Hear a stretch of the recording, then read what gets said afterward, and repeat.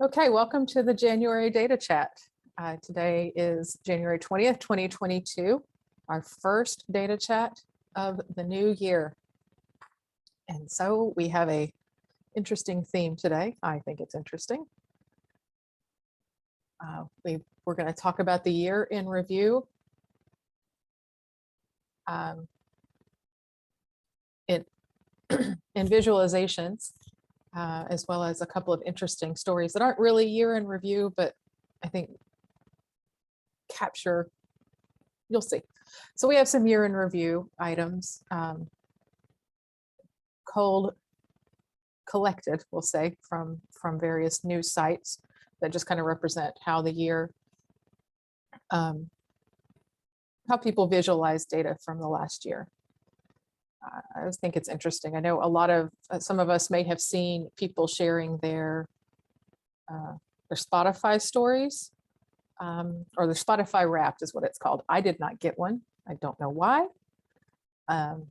One of my streaming services told me how much, how many hours I spent watching certain television shows. That was a little embarrassing to see in numbers, but that's who I am, I guess. We will talk a little bit about Love Data Week. And then we'll talk about the annual survey. I'll just kind of give you an update of where we are so you'll know. And then lastly, we'll have our open forum where we can talk about anything data related. So I will go ahead and start the year in review. One thing I think is interesting is to look at trending searches. It just kind of, I think it captures, for a time period, it captures what people are talking about, what the most interesting subject is. And I found this on a site that had the most trending global searches. So this is worldwide, and we see Squid Game is right there at the top of the list. I think that it's one of those phenomena that kind of captured the whole world, and it's always interesting to see. It also tells you when the biggest spike happened, and when you think about it, Squid Game didn't make it to the US until later in the year, and it still managed to be far and away the highest trending search. There's some other items you'll see. Bridgerton, I guess there's a new season coming. Bridgerton just seems like years ago in pandemic time. So, all right, next one is a visualization of the 50 richest women in 2021. I think this is kind of a busy visualization, but it tells us a lot of information in a small space. Including that only 12% of the billionaires globally are women. But you see it shows by country with some pop-ups of different people, and then ranking, which I think is really neat because it shows not only in order, but it uses the size of the dot to indicate the woman's wealth. So I just think this captures so much in such a small space. And then I looked at some storytelling and community sites to get to how some individuals were presenting the data they'd collected over the years. I know that some of my financial accounts, bank accounts, credit cards, all that will tell me where I spent my money over the year. And so that gives you a quick visualization, but this person went a little further. And I think it's cool how they represented it. It's kind of a hybrid pie chart, kind of looks like a clock in a way, that shows not only where they spent the money and how much was spent. So not only in using colors to indicate the category, but then the size of the pie to indicate how much. So I just think that's cool. doing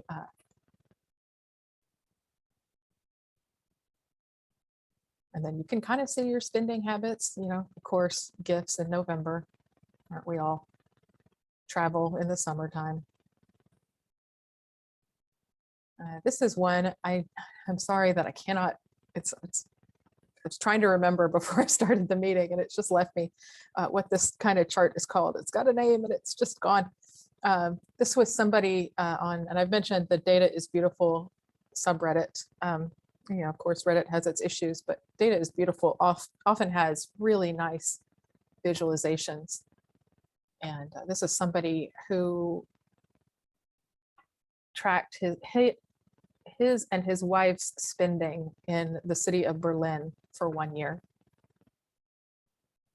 and how much income they had, and then where it all went. And I know it probably looks really small on your screen and you might not be able to read all of those, but it's really detailed.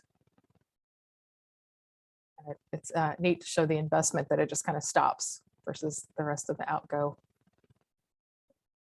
So yeah, if you're prone to track that stuff super carefully.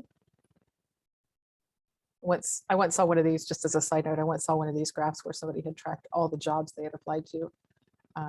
And then each kind of split off would be, didn't hear first interview. And then from that went second interview,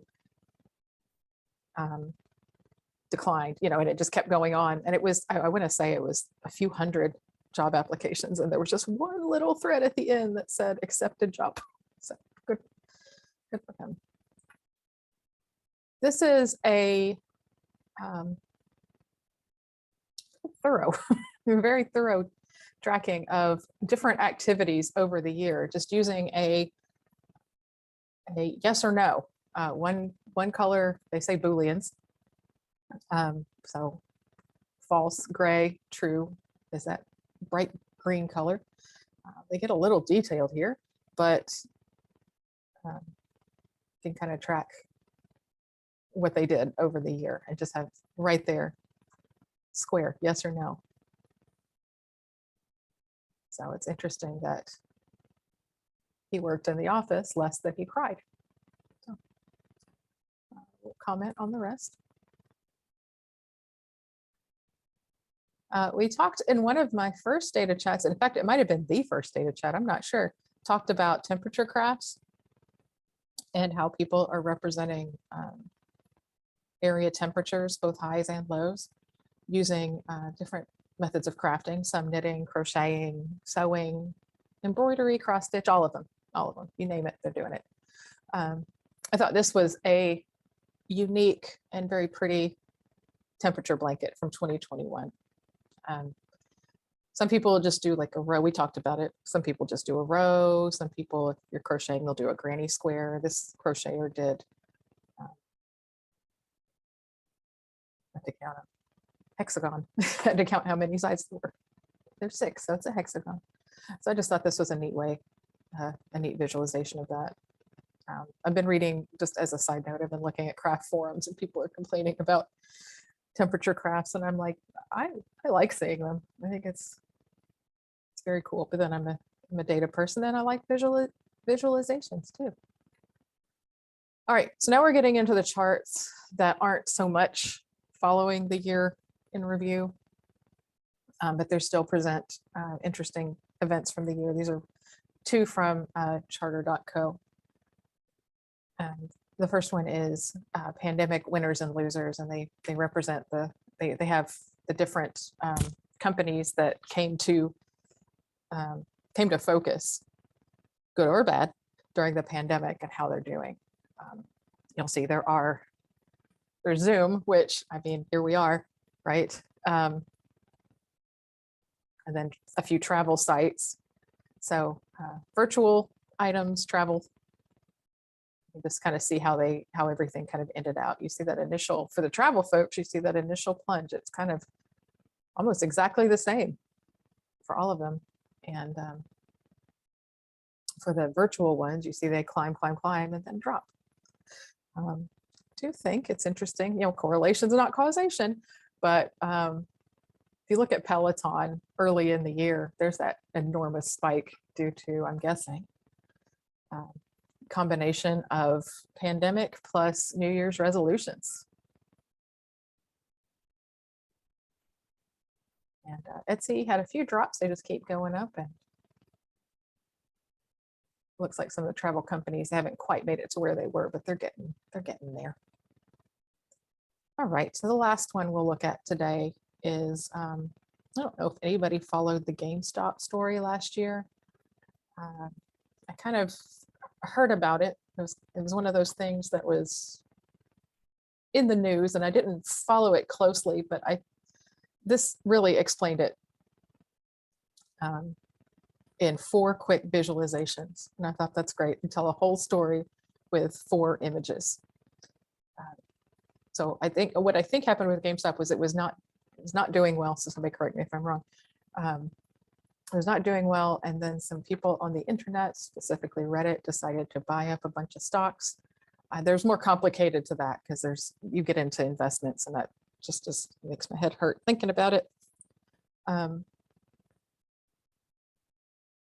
so they kind of drove up the stock price. Oh, it was, I remember, it was somebody was going to do some investment thing where it would bankrupt GameStop, or it would just destroy their shares or the business. I don't know. And so they're like, well, these grassroots people, these Reddit people were like, no, we're not going to let that happen. So they bought they did some investment thing. I don't know, but this kind of explains it a little better than I could. And it just shows you, number 3 shows you how much GameStop was discussed over all other stocks on forums. And yeah, maybe one day I'll understand the GameStop story fully, but I kind of a side, brief understanding. Okay. And so that is all. If anybody has any interesting visualizations, I'm going to go ahead and pause the recording now. Okay, so now we're going to talk about Love Data Week. And that was started at the University of Michigan several years ago. I'm not sure. I wish I could tell you. It is, as it says on the screen, it's February 14th through 18th. It's technically February 13th. So if you want to get started on Sunday, I'm not going to stop you. But it was started by ICPSR, which is it's hosted at the University of Michigan. It's a data repository. It's typically, I think, academic libraries, scientific institutions, places that work with lots of data, lots of giant data sets kind of started it and have kept it really going really well. Lots of places will have different seminars, classes,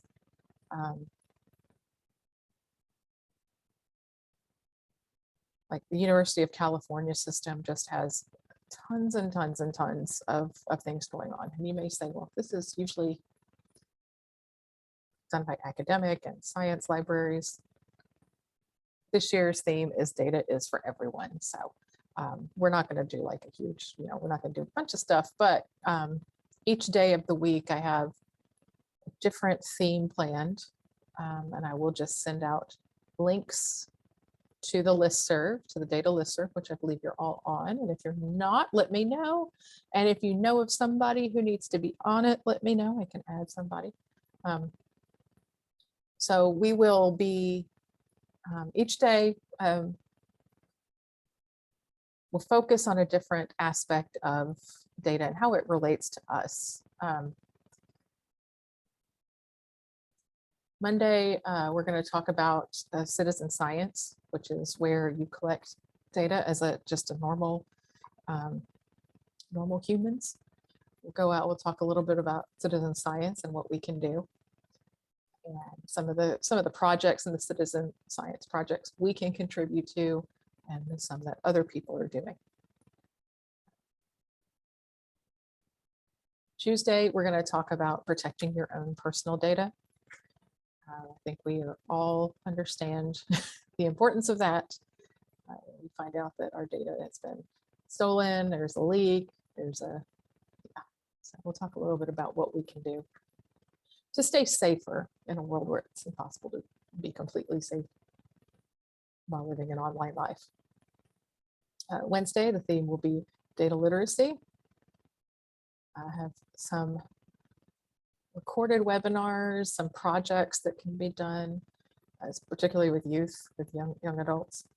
Some real world examples, graphs. And Thursday, we will get right back to a topic that we've discussed here before, and that's data crafting. I'm sure there will be more to talk about, but yeah, Thursday will be data crafts. And Friday, I'll have some resources for library administrators related to data, maybe collection, management, all that good stuff. So if you have any resources that fit in these topics, or anything that you think would be interesting to discuss during Love Data Week, please contact me.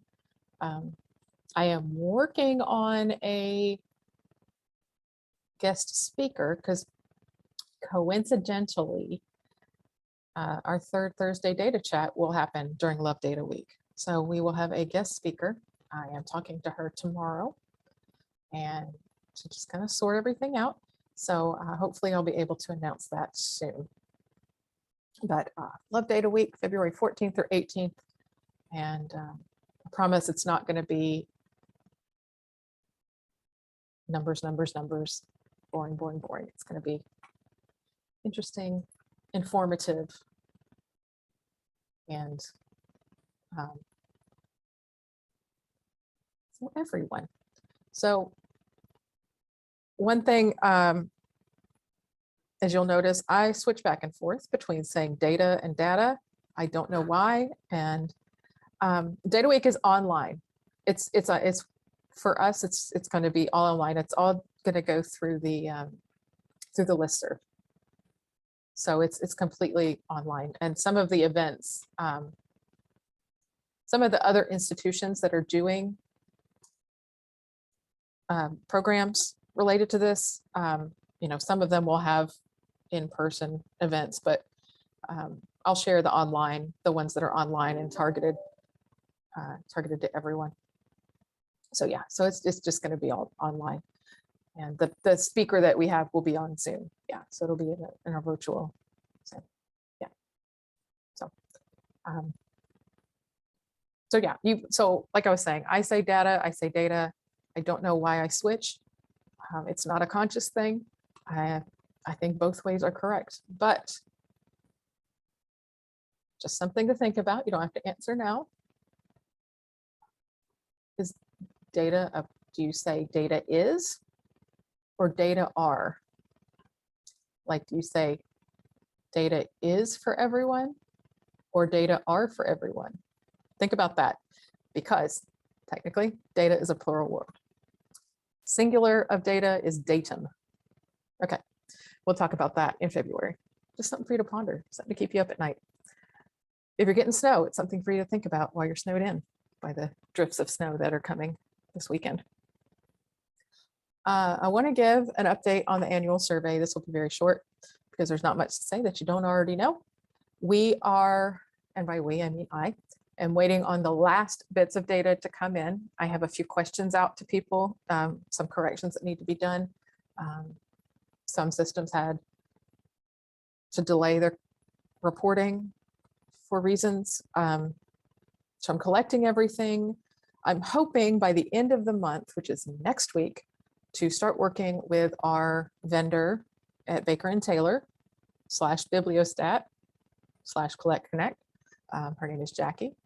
I am hoping to work with her to start, so she can start her review of the data. So I did my review as a first-year state data coordinator Jackie, who has, gosh, I forgot how long she's been with them, but she's got decades. We'll just say she's got decades of experience.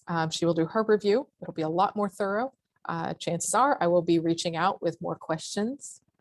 They will hopefully be very easy. There'll be more clarification questions, I suppose, than anything. And so just be on the lookout. Check your, if you're the survey, if you were the survey person, you're the survey contact, you probably will hear from me. So just be sure to check those in a timely manner. I'd like to get everything blocked, entered, uploaded, reconciled, and signed off by the end of February / middle of March, but don't know. We'll see. So appreciate y'all being aware that some things may be coming your way. At this point, I'm going to end the recording. So thank you if you're watching online. If you're watching this recorded, I appreciate you watching this. Thank you so much. And we'll see you in February. But